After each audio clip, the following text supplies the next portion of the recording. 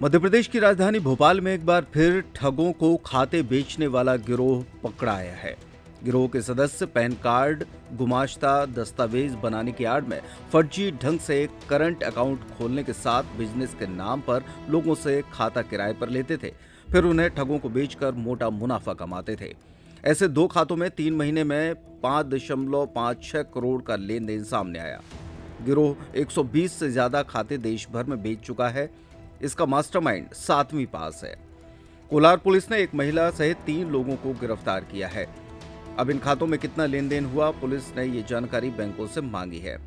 आरोपियों में नीतीश शुक्ला है, जो कि डॉक्यूमेंटेशन की आड़ में फर्जी ढंग से खाते खुलवाता था, इसके बाद इनको ठगों को बेच देता था।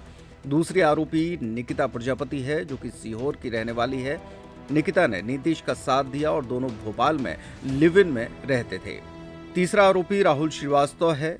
कोलार निवासी राहुल 7वीं पास है। खाता बेचने के 3 महीने बाद खाता बंद कराने का आवेदन देने जब वो बैंक पहुंचा, तब बैंक कर्मियों को शक हुआ और उसके बाद पुलिस को सूचना दी गई और फिर ये भंडाफोड़ हुआ है। इन लोगों के पास से 77 SIM, 3 mobile swipe machine roll paper, 7 mobile phone, 34 credit debit card, 20 cheque, 24 chequebook, 8 passbook, SIM wrapper, 2 diary, 1 copy, 12 ATM PIN wrapper, 1 laptop और 2 वाईफाई राउटर तथा 8 लाख की नकदी भी मिली है। निकिता और नीतीश ने पूछताछ में बताया कि वे खाते सुनील कुमार काकोड़िया और निखिल को बेचकर पैसा कमाते थे। अब पुलिस को घनश्याम, सिंगरौले, सुनील और निखिल की तलाश है। पुलिस मानकर चल रही है कि अंतर्राज्यीय गिरोह है जो देश भर में ठगी के लिए खाते उपलब्ध कराता है। पुलिस को एक डायरी मिली है जिसमें लेन देन संबंधी जानकारी है। गिरोह से कई लोगों के नाम से जारी सिम, बैंक पासबुक और चेकबुक भी प्राप्त हुई है।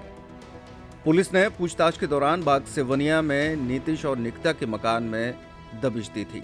अब पुलिस मुखिया की तलाश कर रही है। ये बैंक ऑफ महाराष्ट्र है कोलार में, वहाँ से हमें सूचना प्राप्त हुई थी कि एक व्यक्ति है राहुल श्रीवास्तव नाम का, जो बैंक में आया है अपने अकाउंट बंद करने के संबंध में। इसके बैंक पे फ्रीज भी लगा हुआ है कुछ जगह से अकाउंट पे।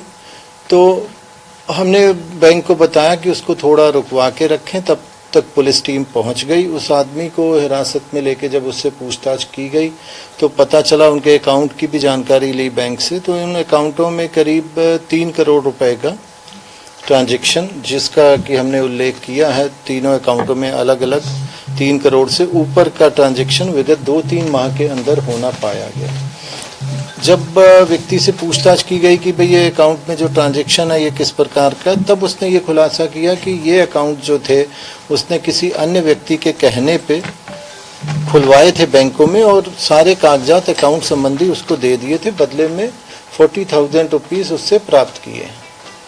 इनका बैकग्राउंड क्या है जो 3 लोग अरेस्ट हुए?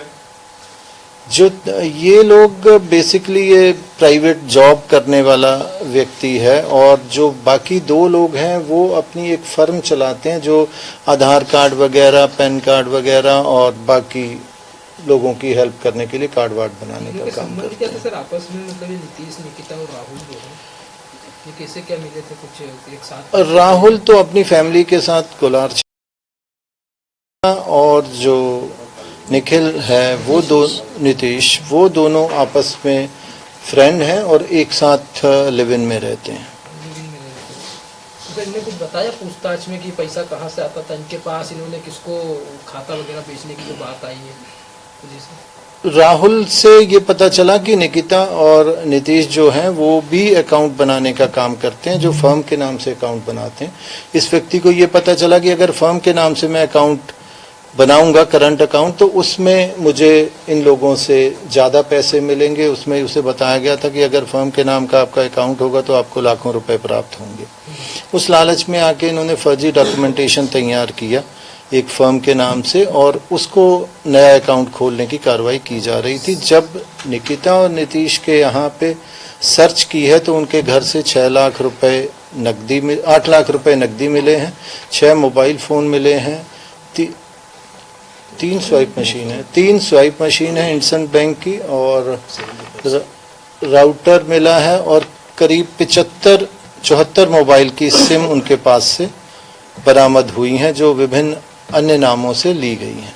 देखा जाए कि ये जो तीनों हैं इतना कम समय में 3 अकाउंट में करोड़ों रुपए का ट्रांजैक्शन का पैसा माना जाए, इसको किस नजर से देखती है पुलिस अभी?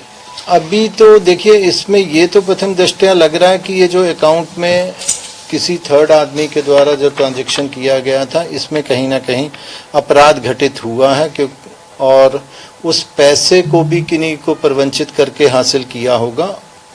अकाउंट स्टेटमेंट लेके उनकी बारीकी से विश्लेषण किया जा रहा है और किन व्यक्तियों से पैसा आया है और किन के अकाउंट में जा रहा था, और दीगर भी अगर मध्य प्रदेश या मध्य प्रदेश के कहीं बाहर के थानों में जैसा कि बैंक में फ्रीज लगा है, उनसे भी हम संपर्क करेंगे और पता लगाने का प्रयास करेंगे किस तरह की ठगी तो थी। पैसे कहाँ निकाले गए, जो पैसे का ट्रांजैक्शन हुआ वो हम अकाउंट स्टेटमेंट सारे स्टडी कर रहे हैं और अकाउंट स्टेटमेंट से ही क्लियर हो पाएगा हमें कि किन किन अकाउंटों में पैसा गया। सर कितने और लोग शामिल, कोई का नाम और भी आया फिर पूरे? निश्चित रूप से इसमें काफ़ी नाम और जुड़ेंगे, क्योंकि इनसे एक ऊपर की चेन है जो जैसे निकिता और नीतेश को पकड़ा है, तो उनके भी ऊपर की चेन है जो उनसे अकाउंट बनवा के लिया करते थे। निकिता नीतीश के भी अकाउंट पे बहुत सारे स्टेट से होल्ड लगा हुआ है, मतलब अकाउंट उनके फ्रीज किए गए हैं। बहुत ज़्यादा कंप्लेंट है उनके अकाउंट की, जो हमें बैंक से प्राइमरी जानकारी मिली है। उनके पास से करीब हमें 34 क्रेडिट और डेबिट कार्ड भी मिले हैं। तो सर क्या अलग अलग ये खुद ही एक्सेस खुद ही ले लेते थे अकाउंट खुलवाने के बाद सारे अकाउंटों का? जो सरगना है इनके, मतलब जो इनसे ऊपर की चेन है, वो एक्सेस ले लेते थे। मोबाइल नंबर जो इस्तेमाल होता था वो ले लिया जाता है और फिर ऑनलाइन वो अकाउंट ऑपरेट होते हैं। और इन्हीं 3 अकाउंटों के जरिए भी उन्होंने ऑनलाइन 2 और अकाउंट खुलवाए। Sir commission based percentage based किस आधार पर पैसे लेते थे जो आपने? अभी तो ये कमीशन बेस नहीं हुआ है, ये जो अभी हमारी जानकारी में आया है इससे करीब 40,000 मिले हैं। 15,000 पर अकाउंट के हिसाब से इससे बात हुई थी। लेकिन अगर ये करंट अकाउंट खुलवाता तो उसमें इसको ये लालच दिया गया था कि उसमें आपको कमीशन में लाखों रुपए मिलेंगे। राहुल से ये बात हुई थी और सर नीतीश और निकिता से? सर नीतीश और निकिता से भी पूछताछ की गई है, लेकिन उनसे जिन लोगों ने अकाउंट खुलवाए हैं, और अभी तो उन्होंने हमें प्रारंभिक पूछताछ में यही बताया कि ये जो पैसा है और जो सिम वगैरह है हमें दूसरे लोगों ने दी थी और वो ये अकाउंट खुलवाते थे। तो जब वो गिरफ्त में आएंगे तो उनसे आगे की जानकारी प्राप्त हो इंदौर से कोई तार जोड़ रहे हैं, जो कि इंदौर पुलिस ने कल रात में जो है विजयनगर के अंदर 7-8 लोगों को पकड़ा, हुबहू मिलता जुलता मामला है। इंदौर से तो अभी हमारी जानकारी में इसके कोई लिंक नहीं आए हैं।